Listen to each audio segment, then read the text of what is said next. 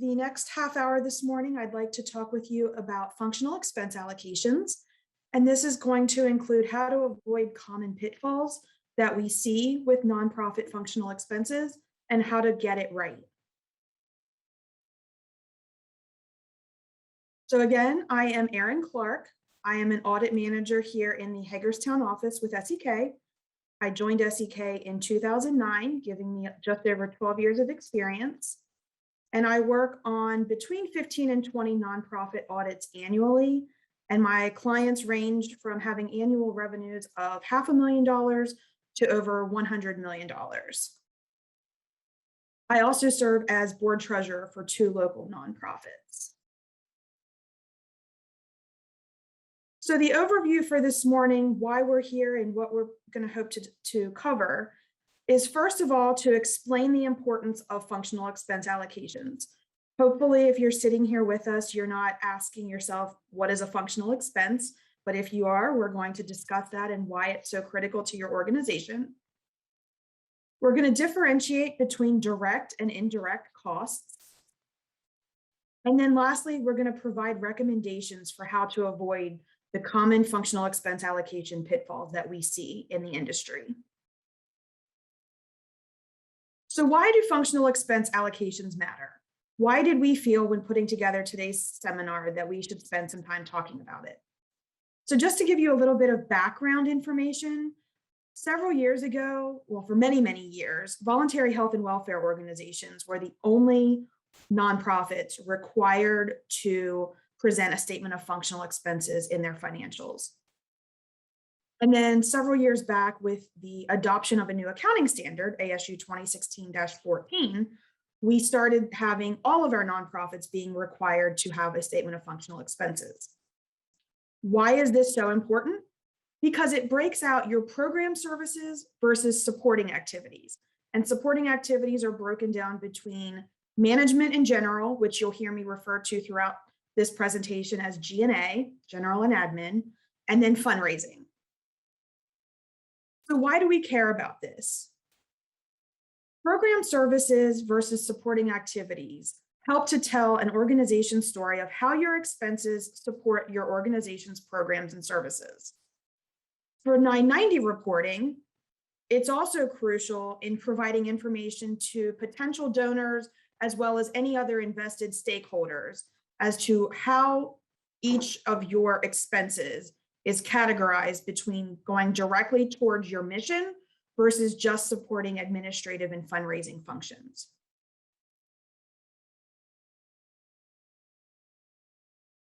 Categorizing expenses properly is crucial because of donor and grantor preference. Many times, potential donors, whether they're already invested in the organization or whether they're looking to be a new donor, ask how much of my donation goes toward the actual mission. They want to see that they are getting the most bang for their buck in making sure that the funds that they donate are used wisely. The length of a nonprofit's existence can also affect this, as we often see with more startup nonprofits, that typically those first few years will see more general and administrative type costs or even fundraising until the actual programs truly become developed. Organizational efficiency. This is the internal management of your costs and being able to track costs associated with specific programs versus those needed to run the organization as a whole. So several years back, the AICPA conducted a study and identified the top 7 errors in functional expense reporting. We're going to talk about some of these in more detail, but just to highlight them quickly. First is the lack of having an expense allocation methodology. This is a formal, usually written methodology that dictates how you allocate your expenses among program services and supporting services. Incorrect classification of management in general. Many times we see organizations putting certain costs to management in general just because they apply to the entire organization. Things like insurance and depreciation, when realistically, some of those items can be allocated to program and fundraising as well. We also see instances where organizations put too much to programs and not enough into management in general because they're trying to make their program expenses look better than they really are. Not allocating enough costs to programs, again, because we think that certain items should be 100% administrative in nature. Ignoring considerations of joint costs, such as special events or direct mail campaigns. And we're going to discuss joint costs in more detail because I think that's an area that oftentimes is not fully understood. Putting too much detail in your natural expense presentation. So if you think about your statement of functional expenses or even just your income statement, you have your expenses by natural classification first, things like salaries, rent, supplies, utilities, etc. There's no required format or minimum number of items that you need to have. And sometimes we see organizations that get so inundated in the detail of the natural expense classifications that once we get to the functional expense side of it, it's very difficult to find meaningful use in the information provided. So sometimes less is more in the natural expense presentation. Not allocating fundraising salaries properly. This is important because there are times that a fundraising salary, which we typically see in a development director position, may actually have certain costs that should be considered program or G&A. But because we identify it solely on their job title, we expect that all of their salaries should be fundraising and therefore they aren't properly allocated. And lastly, misclassification of investment-related activity. So I mentioned the new ASU that required all nonprofits to have a functional expense statement, but we still see sometimes organizations having investment-related expenses in those functional expenses. And that same ASU that required the functional expense statements also dictated that investment-related expenses should be presented net of the associated investment revenue, not part of the expenses. So we should never see investment costs within the expense section or the functional expense statement of your financials. So now let's talk about joint costs. What are joint costs? These are costs that include a fundraising component and either program and or G&A. So they have to have a fundraising component, but they also will have either or program and G&A. They can have all three or only two, but one must be fundraising. An example, a local humane society sends a mailing asking for a donation, but the mailer also includes tips for protecting your animal, such as microchipping, making sure they get the proper vaccinations, etc. The costs of this mailer, and that would include the printing costs, postage to mail, as well as salaries expenses for employees who are involved with producing this mailer. Those costs can be allocated between various components. So there's obviously a fundraising piece because you're requesting a donation, but because you're also working to further the mission of your organization by talking about things like microchipping and vaccinations, there's also presumably a program component to these costs as well. So in order for a cost to be considered a joint costs, you must meet three essential criteria, and it has to be all three. Once one of these criteria is not met, you do not have a joint cost. It is solely fundraising. We're going to talk about each of these in detail, but the three criteria are purpose, audience, and content. And as I mentioned, if at least one of these is not met, the cost is 100% fundraising.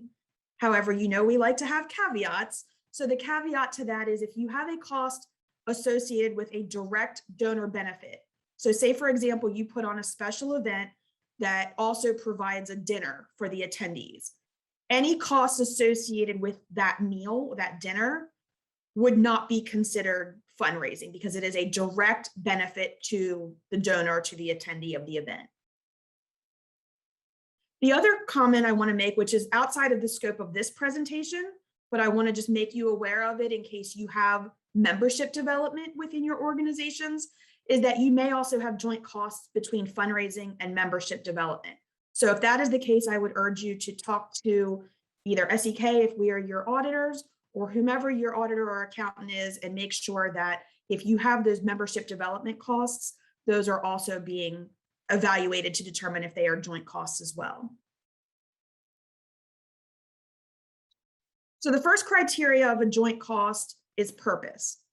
The purpose of the activity must be to carry out a program function or a management and general function. So what is a program function? A program function is that the activity calls for specific action by the audience that will help accomplish the organization's mission. Actions that help accomplish the mission either 1, benefit the recipient, or 2, benefit society. So unlike the joint cost criteria where you have to meet all 3, the purpose criteria within the program function is an either or. It can be both, but it doesn't have to be. So going back to my Humane Society example, where we talked about the mailer also including tips about microchipping and vaccinations, you could make the case that that benefits the recipient by helping them to prevent higher medical costs for their animal later in life by getting the required vaccinations currently, and potentially even benefiting society if you think about things like rabies vaccinations, where not having animals with the proper rabies vaccinations would be a detriment to society as a whole. Conversely to program functions, we have management and general functions. And this would be something that's not a specific action to further the mission, but rather an action that is purely administrative in nature. So let's say they put out a call for volunteers to come in to just serve administrative functions. That would be an example of a management or general and administrative function. The other important component of this is to note that the purpose criteria for the management and general function is not met if a majority of the compensation or fees for any party's performance of the joint activity varies based on contributions raised for that activity. So what do I mean by that? Let's say, going back to that direct mail campaign, that you engage a third-party vendor to produce that mailer. And the contract is set up in a way that the fee paid to the vendor is contingent upon contributions received as a result of the mailer. If that is the situation, you do not meet the management and general criteria. That is a very specific caveat of the guidance. The second criteria is audience. The audience for the fundraising activity cannot be selected based on prior donors and must be selected for one or more of the following reasons. So again, in this case, you only have to meet one, although you can meet more than one of the criteria or the reasons. First, the audience's need or potential need to use the action called for in the purpose criteria. Second, the audience's ability to take specific action to assist the organization in meeting the goals of the program component of the joint activity. And third, the organization is required to direct the management and general component of the joint activity to the particular audience, or the audience has reasonable potential for the use of the management and general component. So the takeaway that I want you to have from this slide is that if you are sending out a fundraising, whether it's a mailer or soliciting attendees for a special event, the audience for that fundraiser cannot solely be based on prior donors. Now, I understand that a lot of your organizations likely have a database based on your prior donors. But if you are only soliciting donations either through a mailer or attendance at a fundraising event from people who have previously donated, you are not considered to meet the audience criteria. So how I would suggest consideration to make sure that you can meet the audience criteria is to ensure that your database includes things like employees, volunteers, other known individuals who work with your organization but may not have been a prior donor. The third criteria then is content. The content condition is met if the joint activity actually supports either program or management and general activities. So for a program activity, the joint activity calls for specific action by the audience that will help accomplish the organization's mission. If the action is not clearly evident, information describing the action and explaining the need for and benefits of the action are provided. Conversely, a management and general content would be where the joint activity fulfills one or more of the organization's management and general responsibilities, i.e., not a program that directly accomplishes the mission. So an important note on activities that would be G&A. If you have a cost or an activity undertaken as a result of receiving contributions, and this is strictly as a requirement of a regulatory body.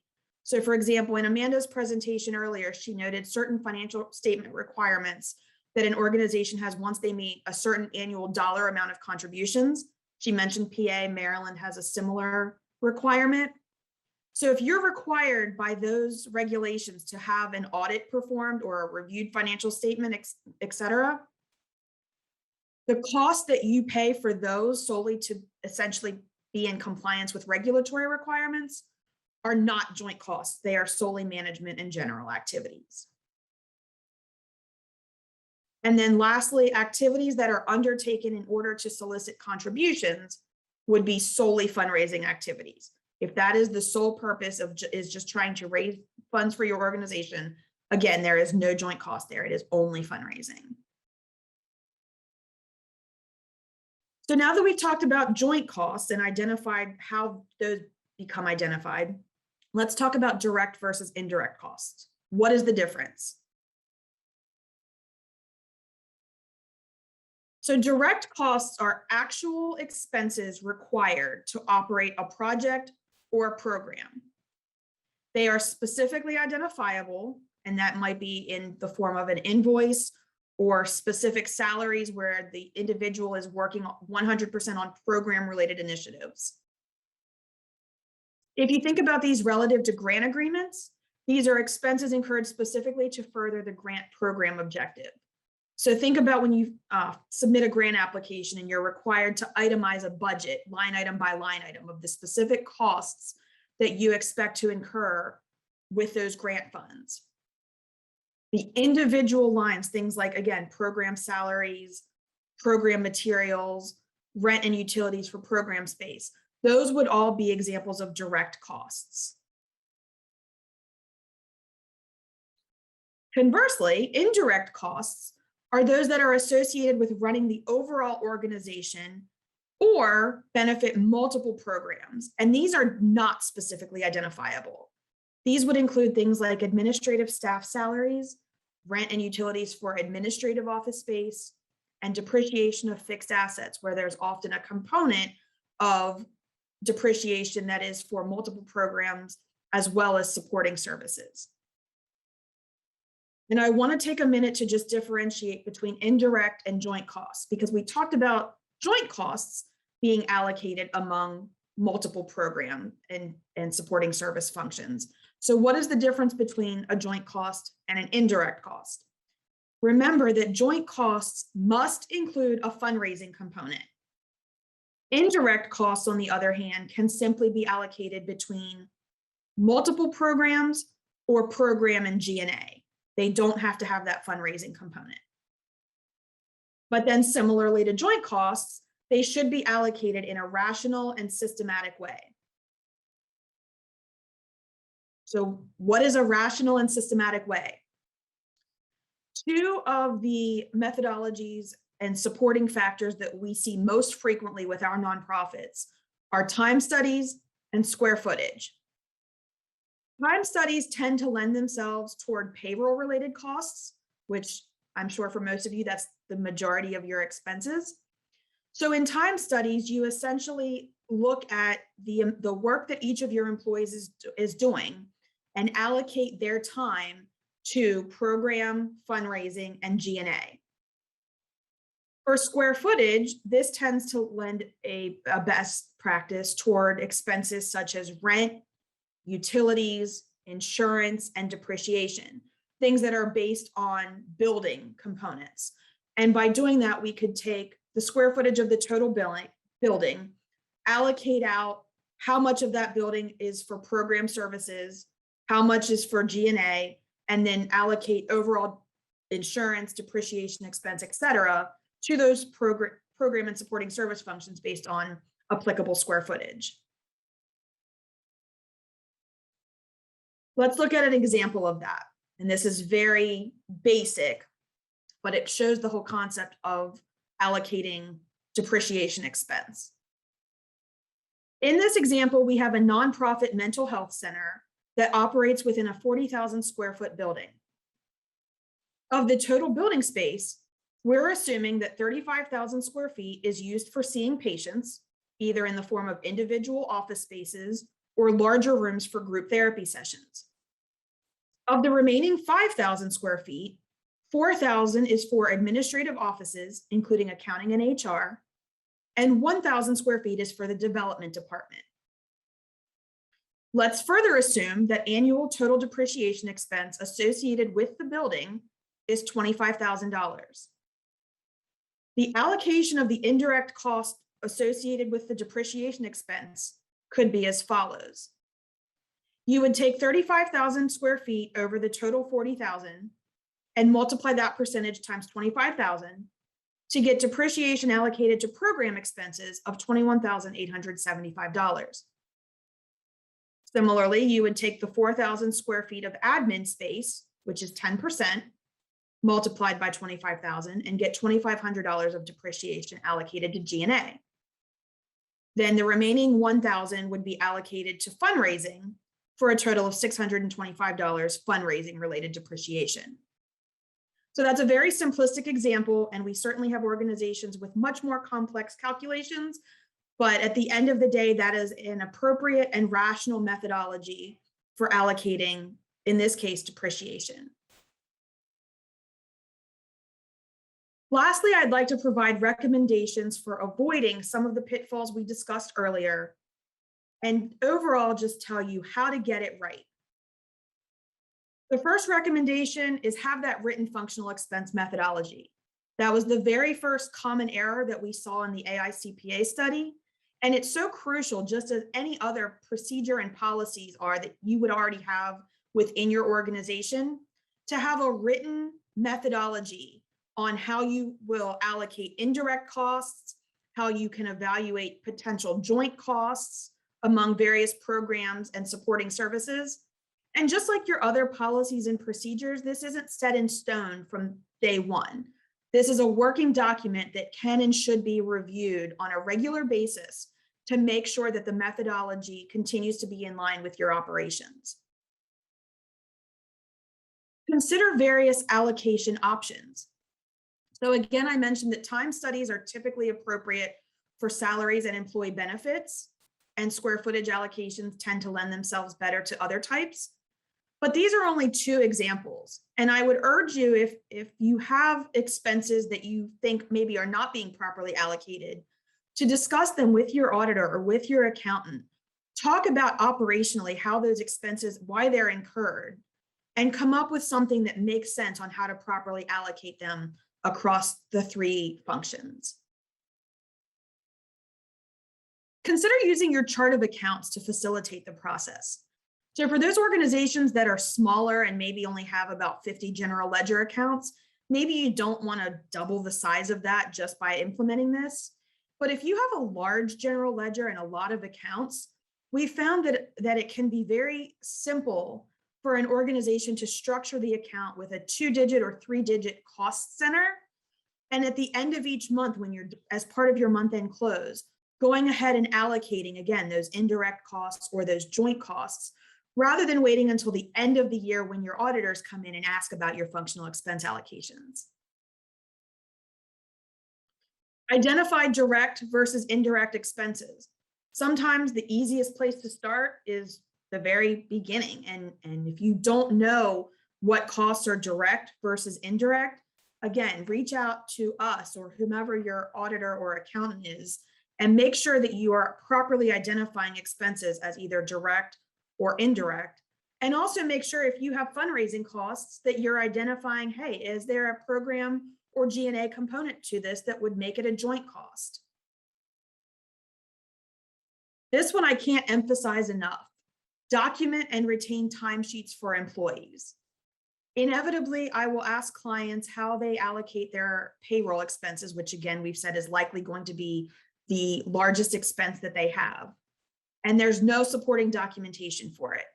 So if you're utilizing timesheets or whatever rationale for saying that this individual spends 80% of their time on programs, 10% doing fundraising, and 10% in G&A, document that in writing, and then above all else, retain that documentation at least until the end of the audit period, so that we are able to substantiate whatever claims you're making about those allocations.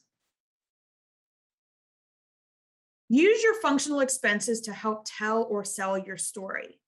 You want to show the true percentage of expenses that are going directly toward the mission. And while I certainly don't want to encourage misstating of those percentages just to make it look better, do review your expenses to make sure that you're taking proper credit for expenses that really do apply to your program. Because trust me, donors and grantors are looking at that on your 990s. And lastly, and I would argue that this is a recommendation as part of functional expenses, but even just as general nonprofit management, conduct a fundraising ROI, return on your investment. If your fundraising expenses, and this could be either on an annual basis or even broken down at an event level, if your expenses that you're incurring are less than the contributions you're receiving, or maybe they're right in line with that, reevaluate the allocations, and if necessary, revise your fundraising strategies. So often I've seen organizations that continue to hold events or do certain fundraisers because they've always done it. And when you start evaluating the ROI, it becomes very evident that it's really not earning them any money. They're really just spending a lot of money to make even less. So review those, make sure that it's worth your time, and that you're properly allocating any cost of fundraising if there's a joint component as well. I don't know if Christina has any questions, but if not, I'm happy to answer any questions at this time.